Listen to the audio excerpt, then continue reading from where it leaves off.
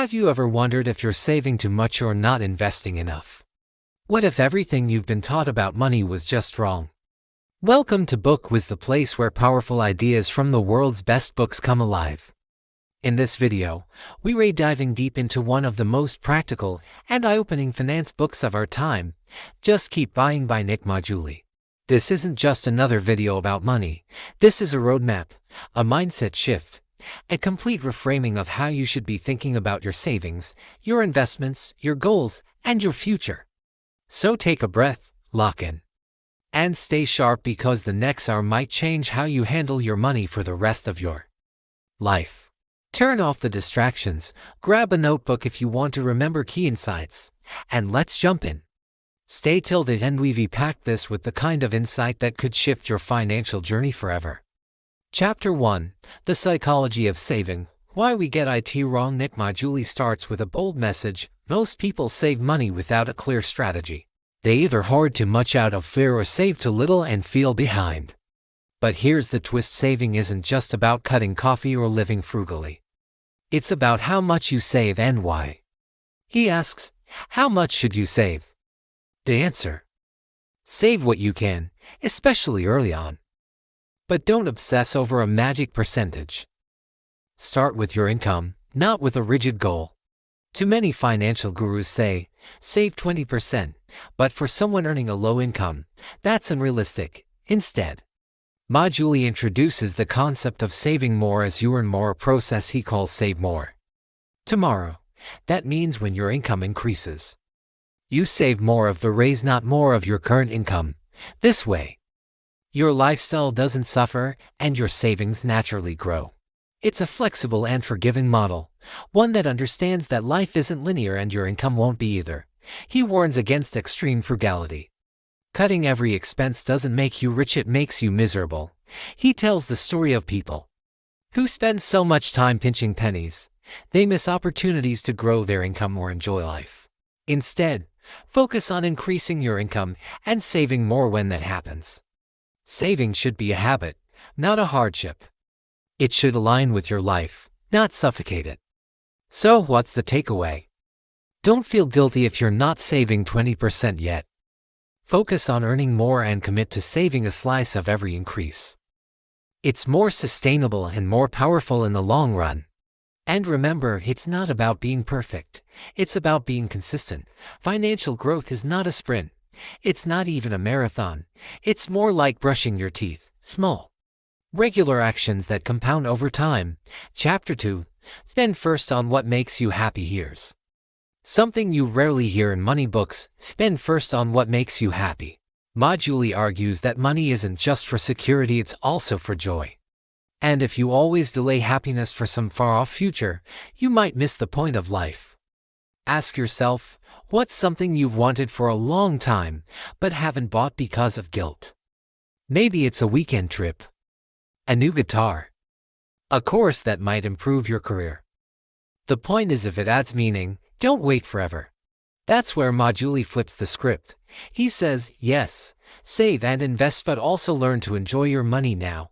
This idea is rooted in something called utility theory from economics. Basically, the idea that happiness or utility you get from something fades over time.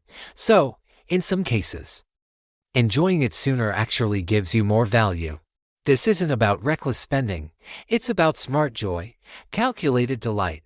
He breaks it down like this. Would you rather wait 10 years to enjoy something when you might have less time, less energy, or fewer opportunities to enjoy it? Or enjoy it now while it actually improves your life? For example, buying that guitar you've dreamed about might give you more joy now than 5 years from now. Waiting isn't always wiser, but here's the key: spend mindfully. Don't splurge blindly. Be strategic. Invest in what improves your quality of life, gives you lasting satisfaction, or creates valuable experiences. So this chapter is your permission slip. Buy the things that matter. Just do it with intention. The goal isn't to be the richest person in the graveyard. It's to live fully and wisely now. Chapter 3. Investing: Why Time Beats Timing. If you take nothing else from this video, take this: you can't time the market. Nick backs this up with data, not opinion. Even professional investors fail to predict market highs and lows. So what hope do regular people have? He shows examples of the average investor trying to buy the dip and missing out entirely on the recovery. He dives into studies that prove how missing just a handful of the best days in the market over a 10-year period can drastically hurt your returns. Here's the truth bomb. The best time to invest is whenever you have money. That's it. Forget market crashes, inflation news, or the latest crypto buzz. Just keep buying. This strategy, known as dollar cost averaging, means investing a fixed amount regularly, no matter what the market is doing. Over time, it averages out the ups and downs and keeps you disciplined. He uses powerful historical data. If you had invested consistently through good times and bad recessions, wars, pandemics, you still would have come out ahead. Trying to time the perfect dip, you'll probably miss it. Worse, you'll stay frozen, waiting forever. Automation is your secret weapon. When investing becomes automatic, it becomes unstoppable. So don't wait. Automate your investments. Make it boring. Make it consistent. And let compound growth do the heavy lifting. Time is the most valuable asset in investing. The earlier you start, the more powerful your results. Not because of luck but because of math. Chapter 4, Buying vs Renting, the real numbers. One of the most controversial takes in the book. Buying a home isn't always the smartest move. We've all heard it, renting is throwing money away. But is it? Maggiulli digs into the numbers. Homes come with hidden costs, taxes, maintenance, repairs, insurance, and opportunity cost of tying up a huge chunk of money. He compares it to renting and investing, the difference. In many scenarios, especially in high-cost cities, renting wins. He introduces the price-to-rent ratio, a powerful tool to help you decide if the cost of buying is far higher than the cost of renting. Even with equity factored in, you're often better off renting and putting your savings to work in the market. This chapter is an anti-home ownership. It's pro-smart decisions. If you want to settle down, raise a family, and can afford it comfortably, buy. But if you're chasing home ownership just because everyone else is, pause, think. Run the numbers. Run your life. Build a strategy based on your needs, not someone else's outdated rule of thumb. Flexibility has value. Mobility has value. Don't ignore them. Chapter 5, The Real Reason to Build Wealth. So what's the point of all this? Saving, investing, earning, why bother? Maggiulli's answer is simple: freedom. Financial independence isn't just about retiring early or buying Lambos. It's about having options. The power to walk away from a job you hate. The ability to say yes to time with your kids. The freedom to take risks without fear. He shares stories of people who saved aggressively, not to stop working, but to work on their terms. That's the real win. Wealth is a tool, not a trophy. It's not about showing off, it's about living life on your terms. Imagine being able to take a year off, move to another country, say yes to a passion project. That's what wealth buys, not things, but choices.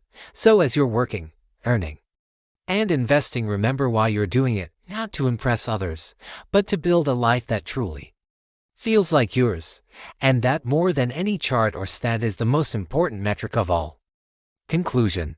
And that's the big idea behind Just Keep Buying. Make smart money decisions, be consistent, and focus on building the life you want. If you want to go deeper, the full book is packed with even more insights, data, and real-world examples.